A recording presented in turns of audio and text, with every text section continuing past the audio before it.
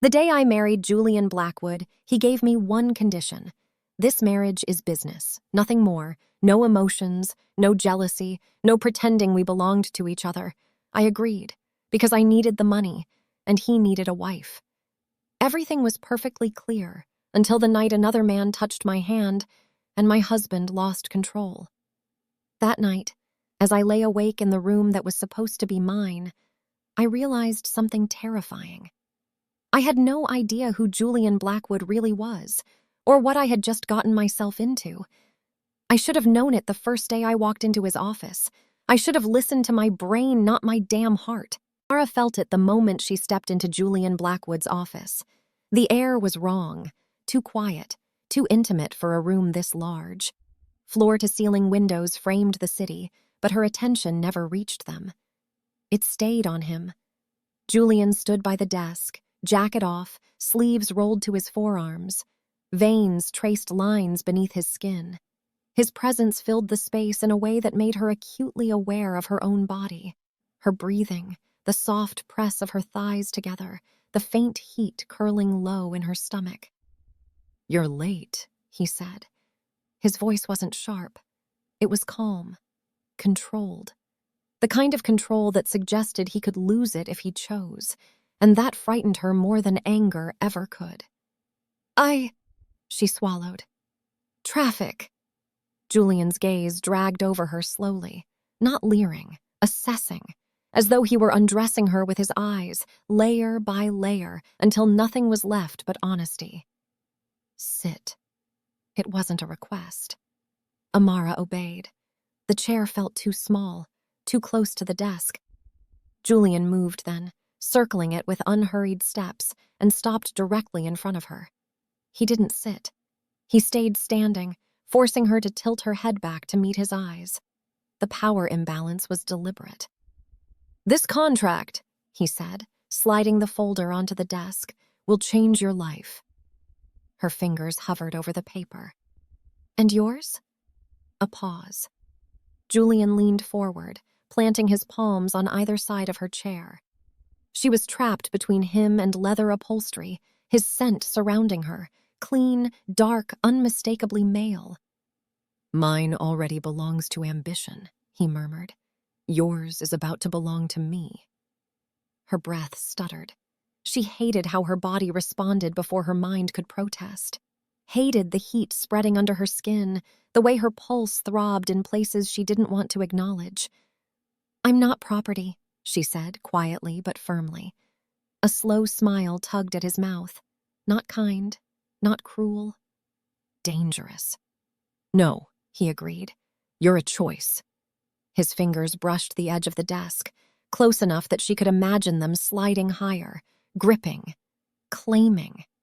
"You'll sign," he continued, voice lower now, "because you need what I'm offering, and I'll marry you because I need what you represent." "And what is that?" she asked. His gaze dropped to her lips. "A woman no one can touch," he said, "but me." The words landed between them like a spark. Her fingers trembled as she picked up the pen. Julian straightened just enough to give her space, but not relief. His attention stayed fixed on her hand as she signed. When she finished, she exhaled shakily, as though she'd been holding her breath the entire time. He took the pen from her fingers. Their hands brushed. This time, it wasn't an accident. Julian didn't pull away immediately. His thumb lingered against her skin, slow and deliberate, pressing just enough to make her breath hitch.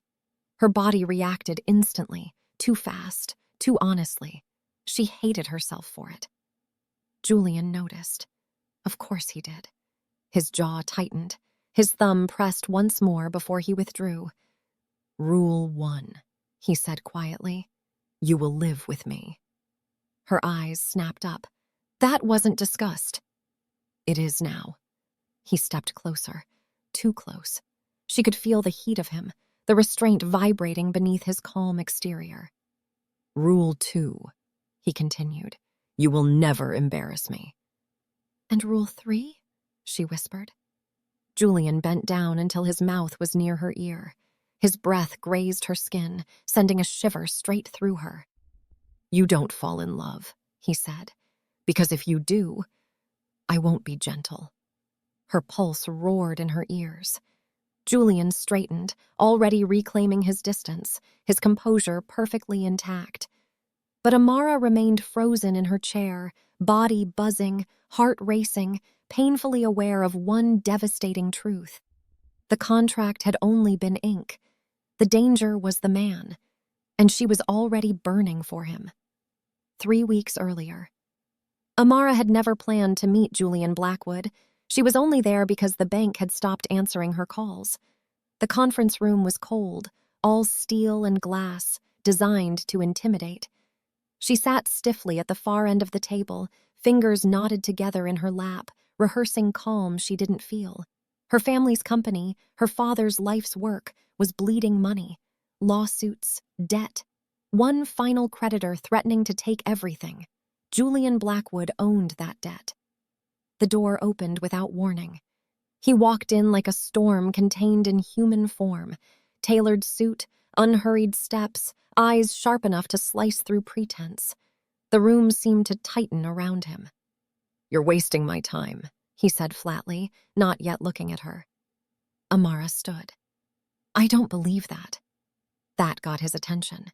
His gaze lifted, slow and deliberate, settling on her face. The assessment was immediate, calculating.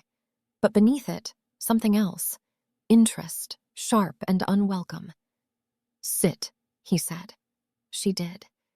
Julian took the seat opposite her, steepling his fingers. "Your father defaulted on $42 million, sent you instead of himself." "He's ill," she said, "and I'm not here to beg." His brow lifted slightly. "Everyone begs." "I'm here to negotiate." A pause, then amusement. Dark, restrained. "You have nothing to offer." "I do," she replied, pulse racing. "You just don't see it yet." Julian leaned back, studying her more closely now, the way she held his gaze, the tension in her shoulders, the quiet defiance. "Speak," he said. She inhaled. "You need stability." That finally intrigued him. "You're weeks away from a hostile takeover," she continued. "Your board is nervous. The press is circling. You need a wife to seem grounded. Right now you look like a loose cannon. A family man is trustworthy. One more scandal and they'll tear you apart." His eyes narrowed. "And you think you can save me?" "No," she said softly. "But I can help you look trustworthy. It's good for business." Silence stretched between them. Julian stood suddenly, moving around the table. Amara's breath caught as he stopped behind her chair. Too close. She could feel his presence without seeing him. "Go on," he said quietly. "You need a wife," she said. "A respectable one. Someone with no history, no ambition to expose you. Someone who disappears when you say so. Someone who understands you." Julian laughed once, low, humorless. "And what do you need, Amara Collins?" She closed her eyes for half a second before answering. "Protection," she whispered. "For my family, for our name, time and help to rebuild." Julian leaned down, bracing one hand on the table beside her. She could feel the heat of him at her back, the tension radiating off his control. "You're offering yourself," he said, "as a shield." "As a contract," she corrected. His gaze dropped to the side of her neck. Her pulse fluttered visibly beneath her skin. He noticed. Of course he did. "Do you know what it costs?" he murmured. "To stand beside me?" "I know what it costs not to," she replied. That was when everything shifted. Julian straightened slowly, walking back to his chair. When he spoke again, his voice was colder, but heavier. "I don't marry for love," he said. "I marry for status, loyalty, and control. I can do that. And intimacy?" he asked. "Because the world will expect it." Her breath stuttered. She forced herself to meet his eyes. "We'll define the terms." Another pause, longer this time. Julian opened a drawer and removed a thin folder. He slid it across the table. "A 2-year marriage," he said. "No public affection beyond what's necessary. no pregnancy, no emotional attachment. And after 2 years? You walk away wealthy, he said, and untouched. Her fingers brushed the folder. And you? She asked. Julian's gaze lingered on her, dark, unreadable. I get peace, he said, and a woman who understands that power comes with a price. Their eyes locked. Neither of them said what both were thinking, that this was never going to stay just business, that the real danger wasn't the world outside the room. It was the heat already simmering between them, and the lie they were about to live together. The house didn't feel like a home. It felt like a declaration. Amara stood just inside the doorway, her heels sinking into a plush black rug as glass walls stretched upward and outward, swallowing the night. The city glittered below like something distant and untouchable. Everything here was sharp lines and quiet luxury, steel, marble, control. Julian closed the door behind them. The sound echoed.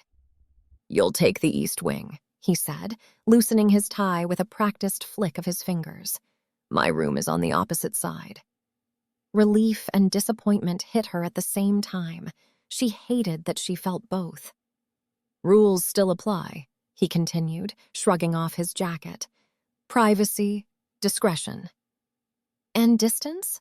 She asked, watching him drape the jacket over a chair. His mouth curved faintly. That depends.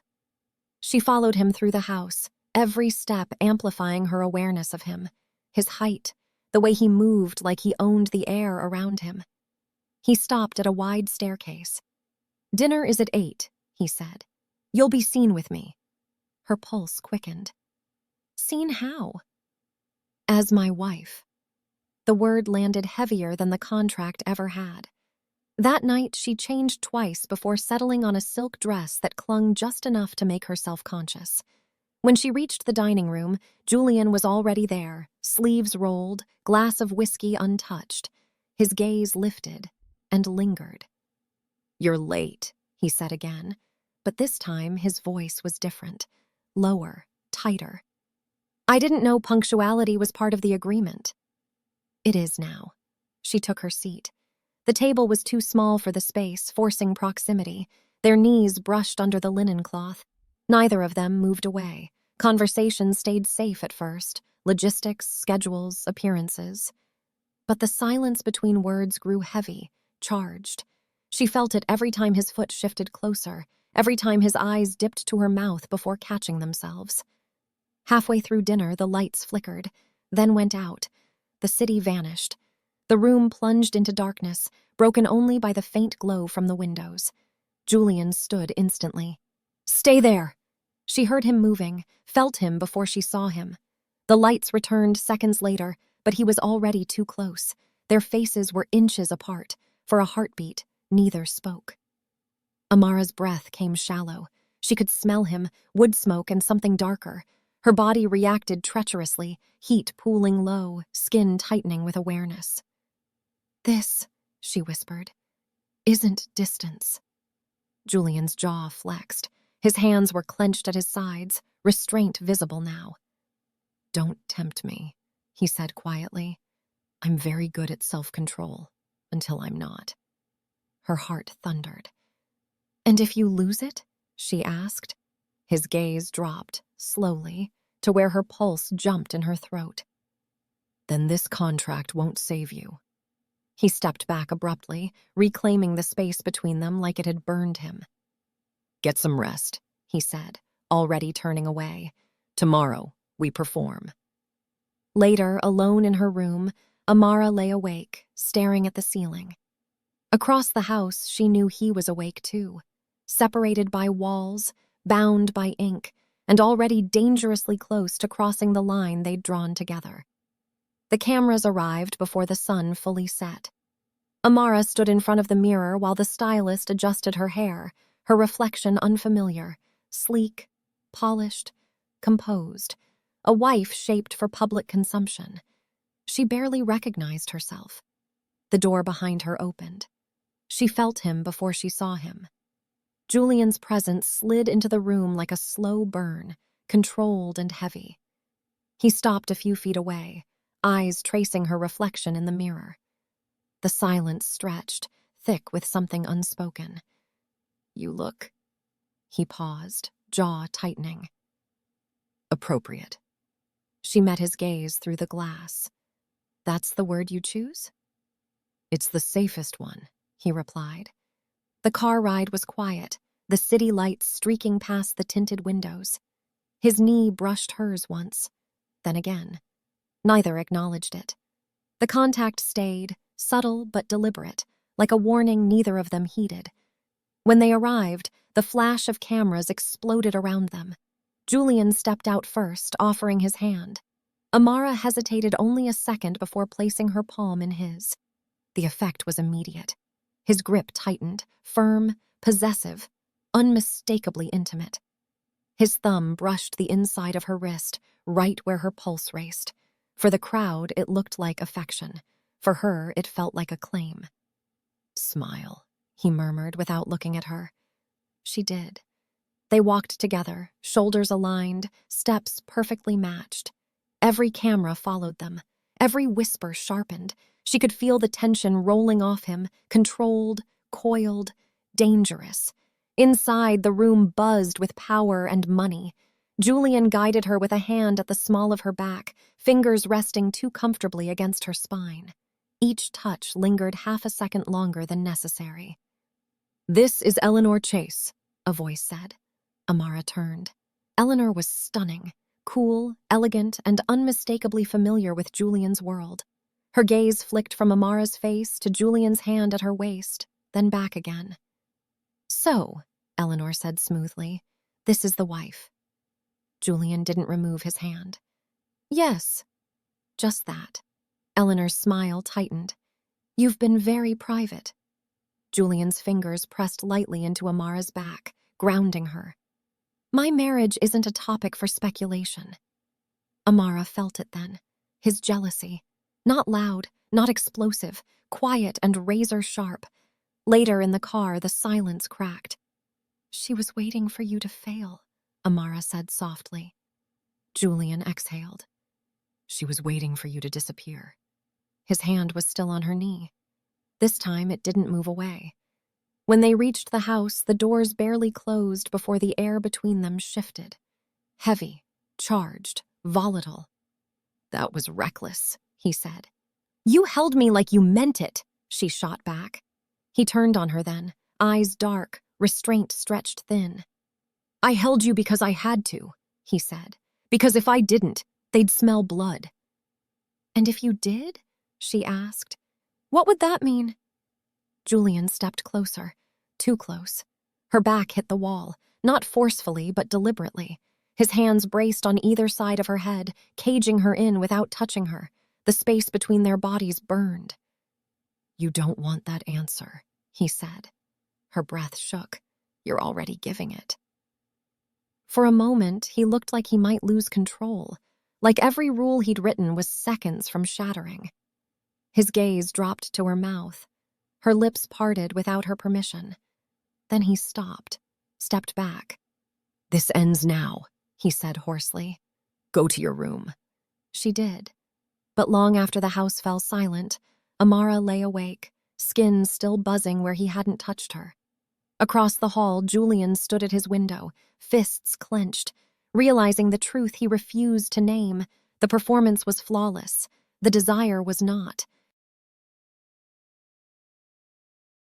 The house was too quiet. Amara felt it the moment she stepped into the kitchen, an awareness humming beneath her skin, sharp and restless. She hadn't slept. Neither had he. She knew it without seeing him. She poured a glass of water.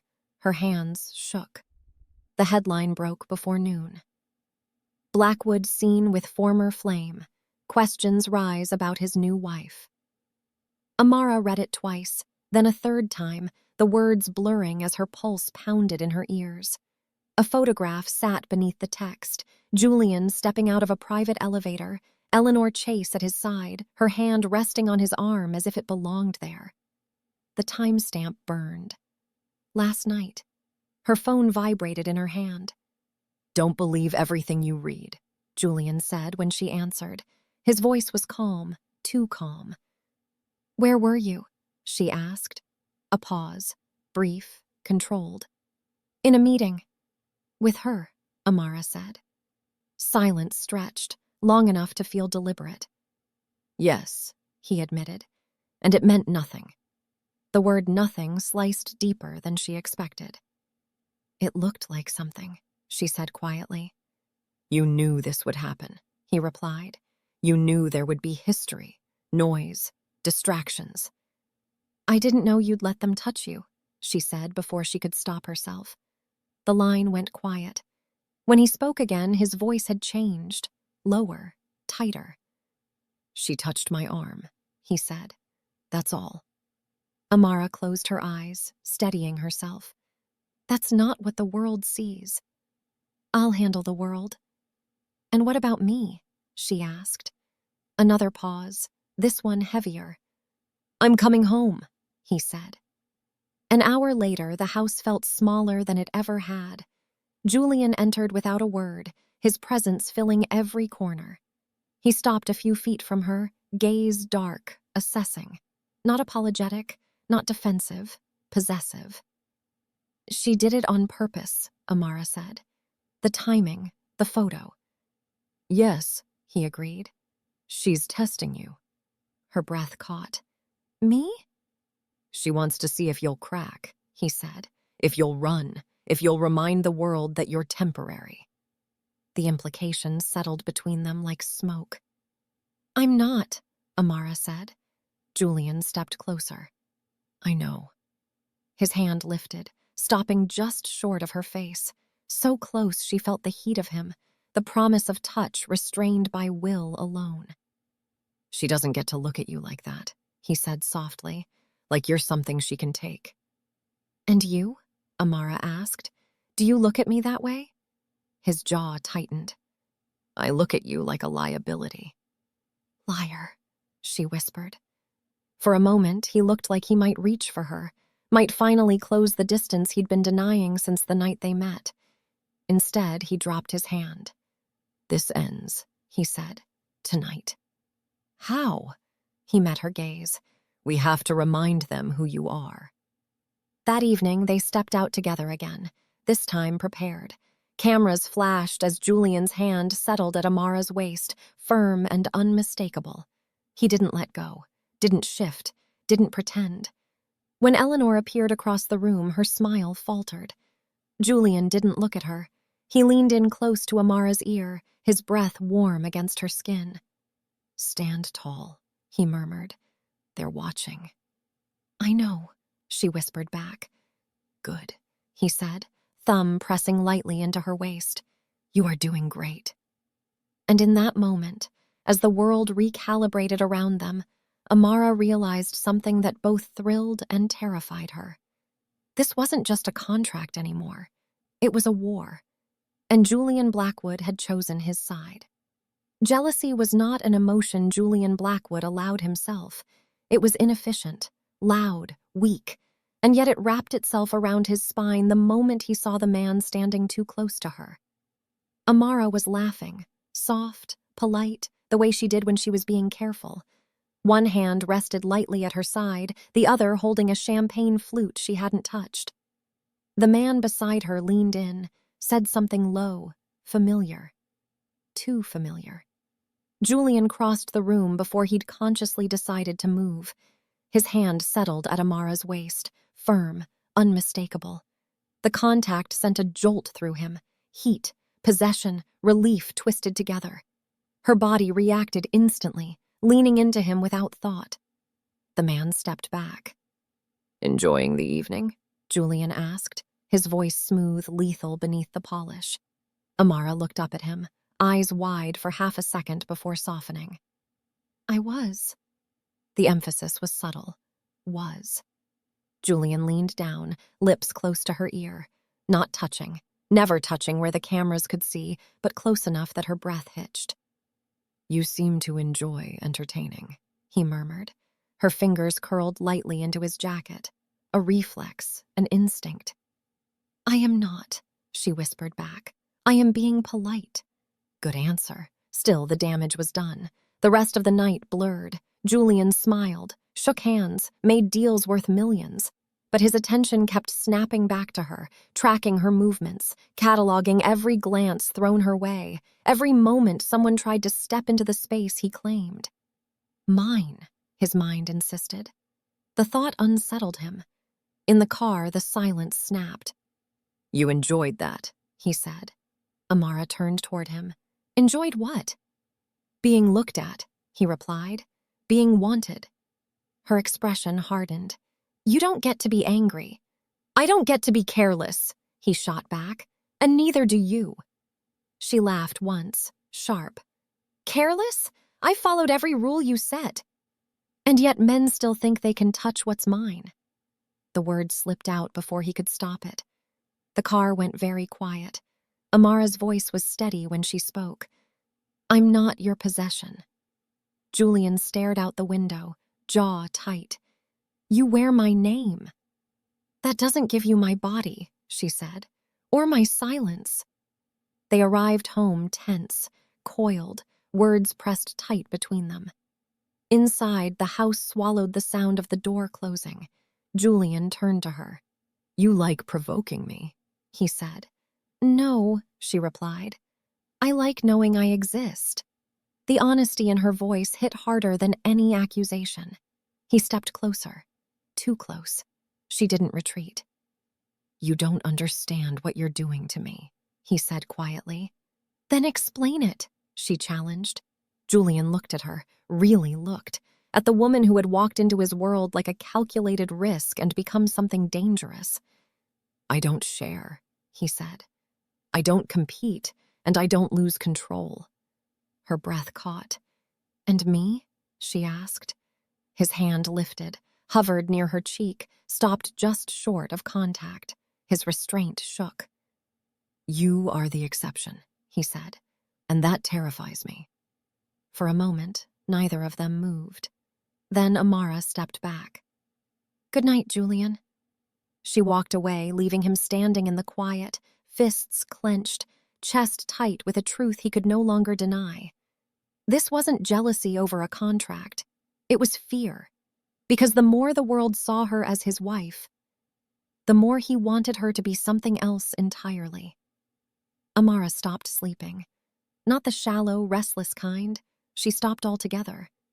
Night stretched on, heavy and loud with things unsaid.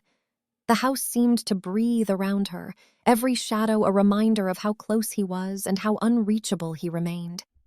She watched him from a distance now, the way Julian's hand hovered before touching her in public, the way his eyes followed her across rooms, the way his voice softened only when he said her name. It was cruelty disguised as control. The breaking point came quietly. A charity luncheon, polite applause, crystal glasses clinking. Julian was across the room, surrounded by investors. Amara stood alone for one careless second.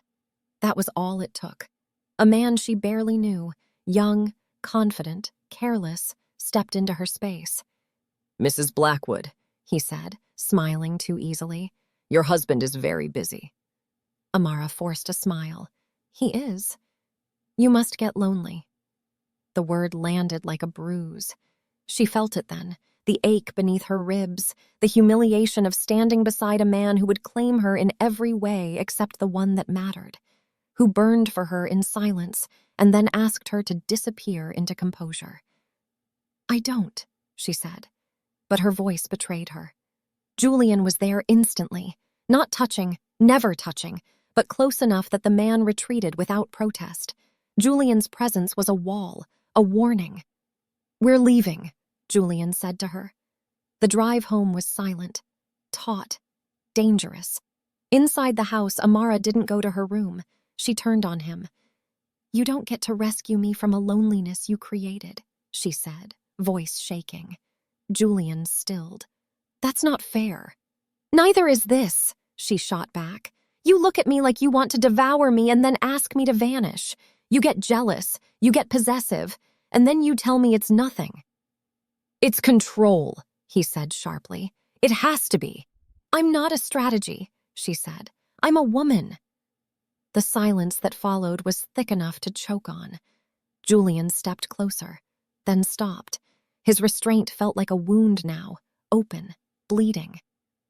"If I touch you," he said, voice low and frayed, "everything changes." "Good, might as well," she whispered, "because this is killing me." Her eyes burned. She hated the weakness, hated that her body leaned toward him even as her heart cracked open. "I can't keep pretending," she said. "I can't sleep in your house, wear your name, feel your eyes on me, and mean nothing to you." "You don't mean nothing," he said instantly. "Then what do I mean?" she demanded. He didn't answer.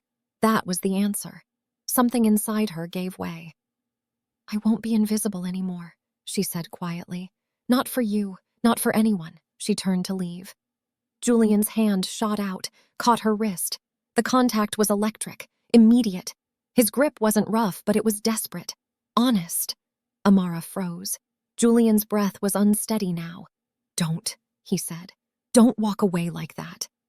"Why?" she asked, tears threatening. "So you can keep wanting me in silence?" His thumb pressed into her pulse point. She felt how fast it beat, how fast his did too. "Because if you go," he said, voice breaking through restraint, "I won't stop you."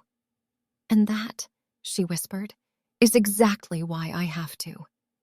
She slipped from his grasp and walked away, heart in her throat, body trembling, resolve cracking with every step. Behind her, Julian stood perfectly still, realizing the truth far too late. Control had cost him the one thing he could no longer afford to lose. "You're awake early," Julian's voice came from behind her. She turned slowly. He stood a few feet away, tie loosened, sleeves rolled again like the night before. His expression was unreadable, but his eyes, those betrayed him. Dark, focused, taut with restraint. "So are you," she said.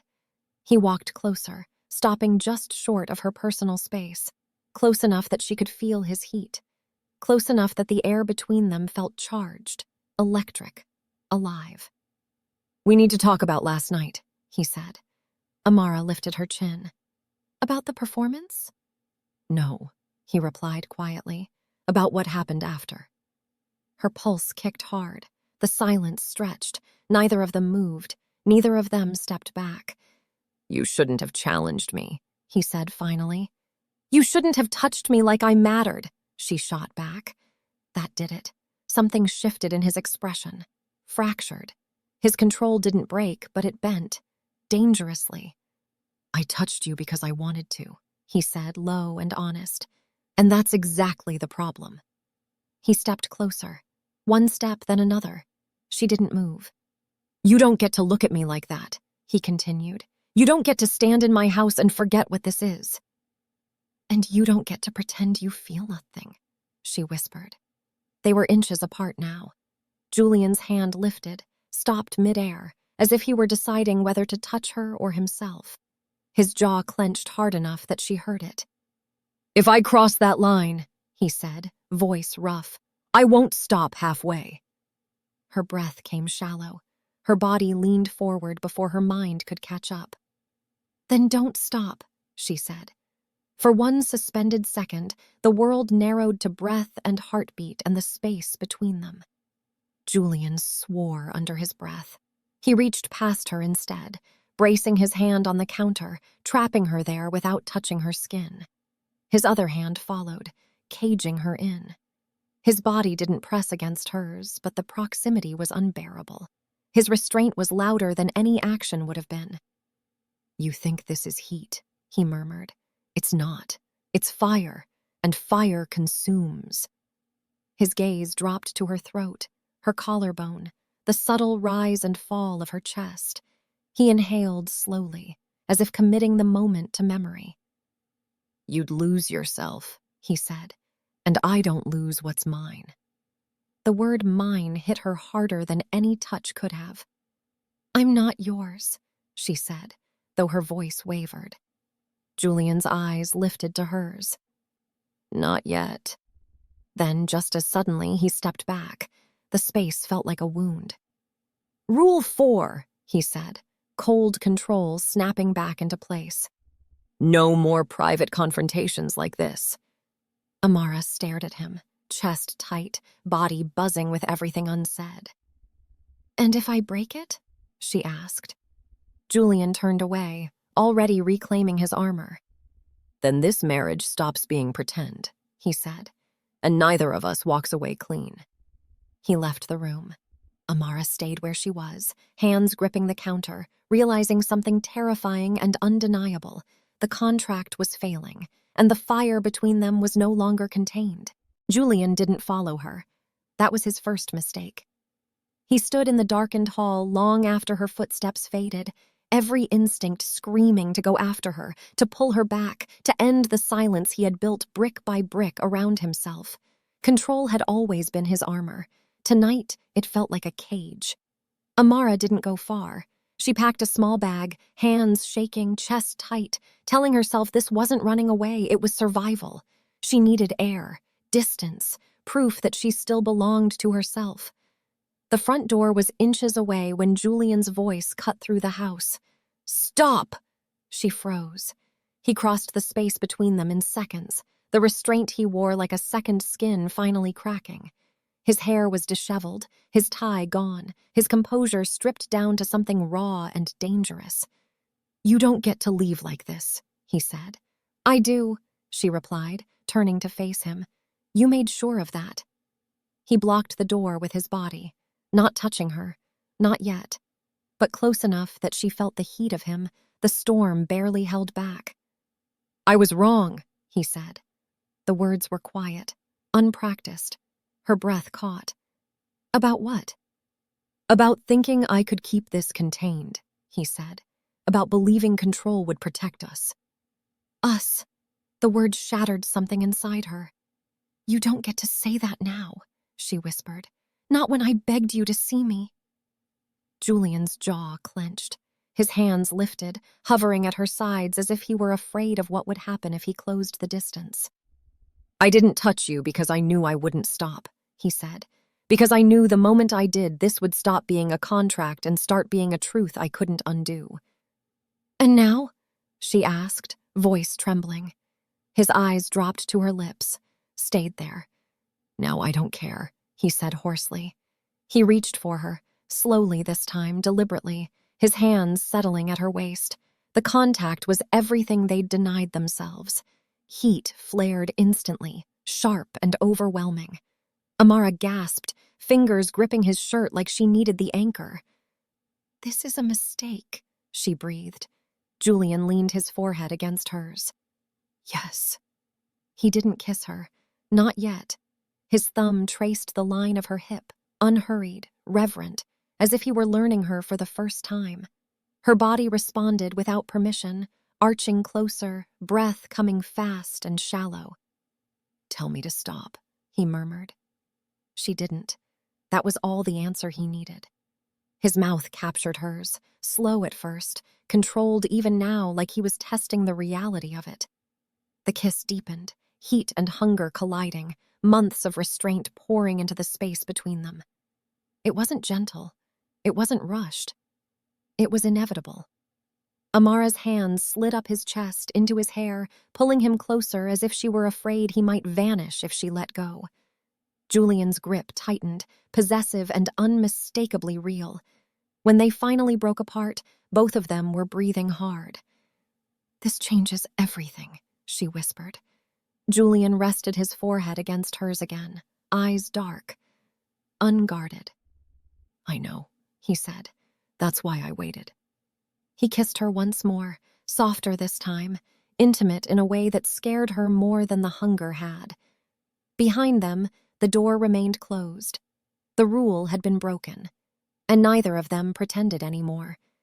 Morning came without mercy. Amara woke first, light spilling through the curtains, reality settling in with a slow, undeniable weight. Julian's arm lay heavy around her waist, his presence warm and solid behind her. For one fragile moment, she let herself breathe it in, the quiet, the intimacy, the impossible normalcy. Then memory returned, the kiss, the door, the choice. She shifted carefully, disentangling herself. Julian stirred but didn't wake. In sleep, his face was softer, the lines of control eased, vulnerability exposed in a way he would never allow while conscious. She dressed quietly and stepped out onto the balcony, the city already alive below. Her phone vibrated in her hand. A message, then another. Care to comment on the marriage contract rumors? Her stomach dropped. Inside, Julian was awake now. She felt it before she heard him. His footsteps measured, cautious, as if he already sensed what awaited them. "They know," she said when he joined her. He took the phone from her, scanning the messages, jaw tightening. "How did they find out?" "I don't know," she said. "Damn it! I should have left when I said I would." Julian handed the phone back, his gaze steady. "No, it's going to be all right." He leaned against the railing beside her, close but not touching, as if testing whether the space still existed between them. "I can shut it down," he continued. "Lawyers, NDAs, statements. I've buried worse." Amara turned to him. "And us?" The word hung there, fragile and dangerous. He didn't answer immediately. When he did, his voice was quieter than she'd ever heard it. "Us doesn't disappear just because it's inconvenient." She searched his face for certainty and found fear instead. Not of scandal, of loss. "I won't be your secret," she said softly. "Not again." Julian exhaled slowly, like a man stepping into fire on purpose. "Then we changed the terms." She blinked. "The contract was built for distance," he said. "For control.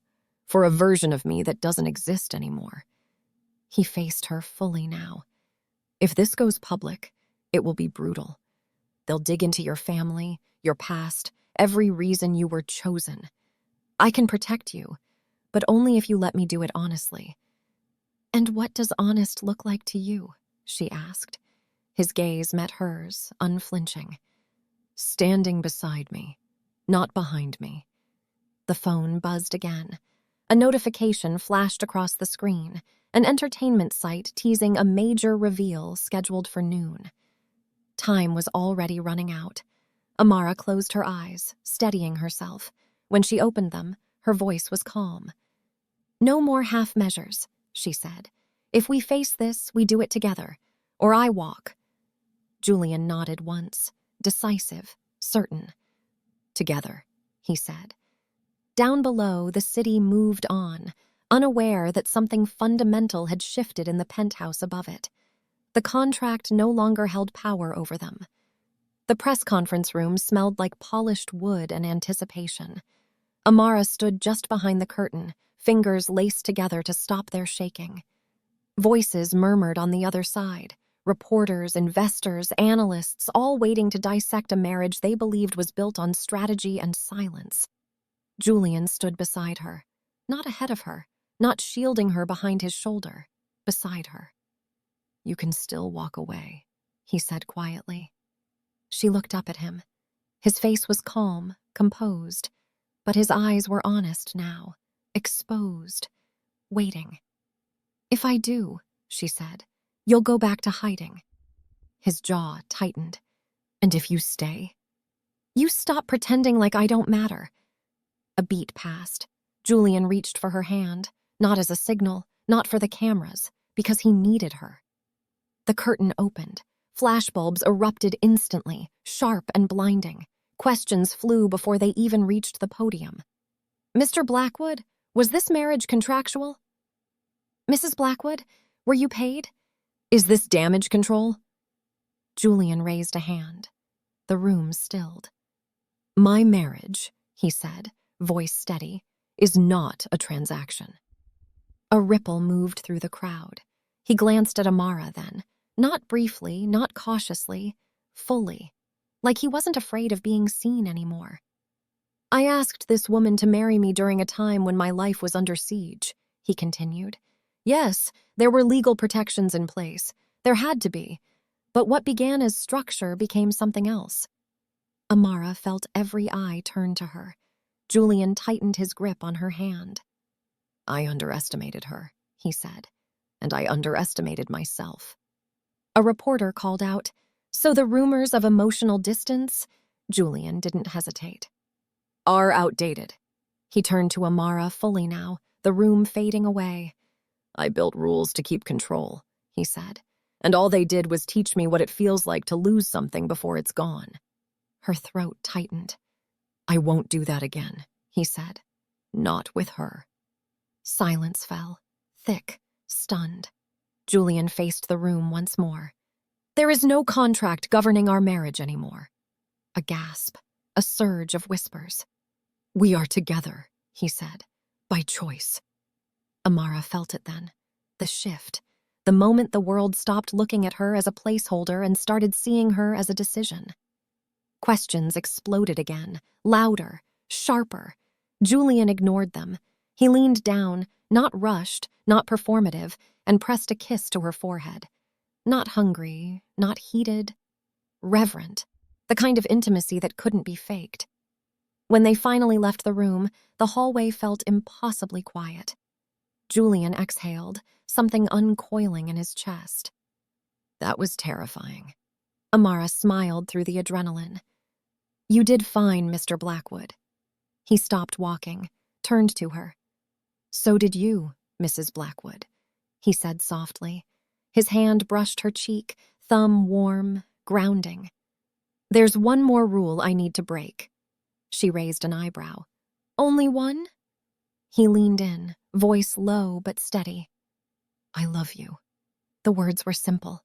They landed like truth. Amara didn't answer right away. She reached for him instead, resting her forehead against his chest, feeling his heart, strong, fast, real. "Good," she said at last, "because I was never going to settle for less." Outside, the storm raged. Inside, for the first time since ink met paper. There were no rules left to hide behind. The house felt different in the morning. Not quieter, alive. Sunlight spilled across the marble floors, warm and unapologetic, chasing away the shadows that had once lived in every corner. Amara stood barefoot in the kitchen, wearing one of Julian's shirts, sleeves rolled past her wrists. The scent of coffee filled the air. She heard him before she saw him. "You're early," Julian said. She turned. He leaned against the doorway, tie abandoned, hair still damp, eyes soft in a way the world never got to see. Not the man of headlines, not the strategist. Just him. "I didn't want to sleep through this," she said. "Through us." He crossed the room and stopped in front of her, close enough that she felt the steadiness of him, the choice he'd made and wasn't taking back. "You know they'll keep coming," he said. "The questions, the speculation." "I know," she replied. "Let them." He studied her face, searching for doubt. There was none. Julian reached for her hand, lacing their fingers together. "I spent years believing love was a weakness, something people used against you." "And now?" she asked. "And now I know it's leverage," he said quietly. "The right kind." She smiled, leaning into him. His arm wrapped around her without hesitation, without calculation. Later, they stood on the balcony together, the city stretched wide below them. This time, there were no cameras waiting, no statements prepared, just the sound of traffic and the hum of life continuing on. Julian turned to her. "We can rewrite everything," he said. "The foundation, the future, all of it." She tilted her head. "You mean—" "Not today," he added with a faint smile, "but someday, when you're ready."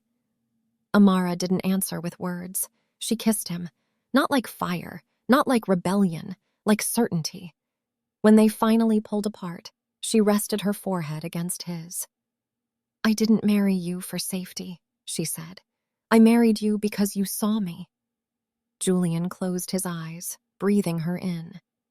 "And I didn't choose you because you were convenient." He opened his eyes again. "I chose you because I actually liked you." Below them, the city kept moving, unaware that a contract had turned into a promise, that control had surrendered to truth. Inside the penthouse, the papers still existed. They just no longer mattered. Because this time, their future wasn't written in ink. It was written out loud with their hearts beating as one.